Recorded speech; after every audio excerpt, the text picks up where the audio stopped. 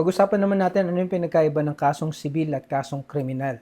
Para mas madaling intindihin, i-define muna natin ano ang kasong kriminal.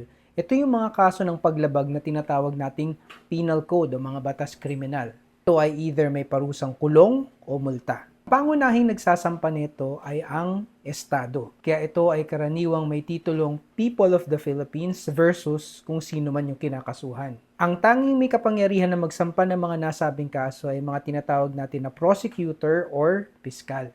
Sa kabilang banda, halos lahat ng kasong may kinalaman sa magkasalungat na interes ay kasong sibil. Kasi ang dinedetermina dito ay kung may naging paglabag ba ng karapatan na maaaring nagresulta sa injury o maaaring basehan ng danyos. So, basta may kulong o multa, malamang kasong kriminal yan. Kung ang kaso naman ay pagpapatupad ng isang karapatan o claim para sa danyos, kasong sibil.